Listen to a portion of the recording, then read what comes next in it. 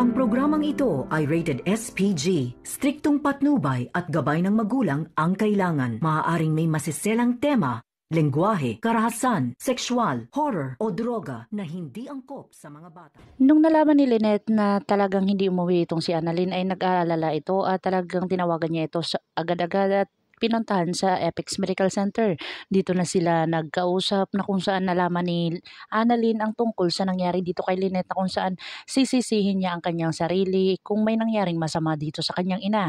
Dito na nga ay talagang sinabi ni Dr. Katie na kay Harry na talagang alagaan at ingatan itong si Lynette at saka si Annalyn na kung saan wag itong pababayaan dahil sabi din ni Harry na talagang oo at ako na ang magbabantay at mag-aalaga diyan sa kanila na kung saan ito nga si Dr. Carlos ay natameme sa lahat ng mga sinasabi ni Dr. Katie.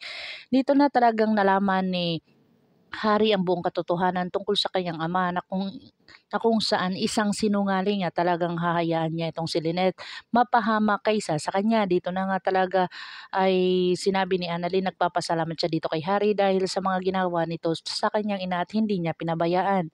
Dito na nga si Dr. Lindon at saka si Regan ay talagang nagkukumpetensyahan dito kay Harry na kung saan talagang masakit daw din ang kanilang mga katawan. Si Zoe naman ay talagang nabaril ni Don Pepe na kung saan sinabi ni Don Pepe sa kanya na patawarin siya dahil hindi niya sinasadya.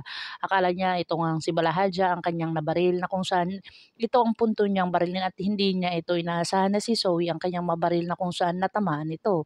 Hindi mapapatawad ni Don Pepe ang kanyang sarili kung saan nakitil niya ang buhay ni Zoe.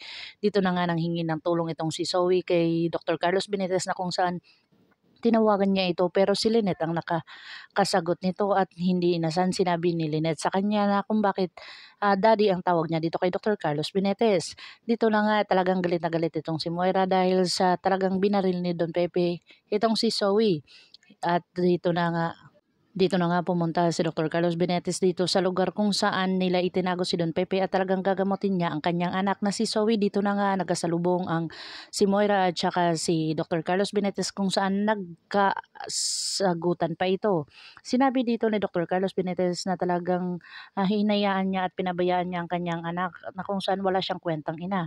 Dito na din nasampal ni Dr. Carlos Benitez itong si Moira at talagang gumanti itong si Moira at talagang kikitilin niya ang buhay ni Dr. Carlos Benitez.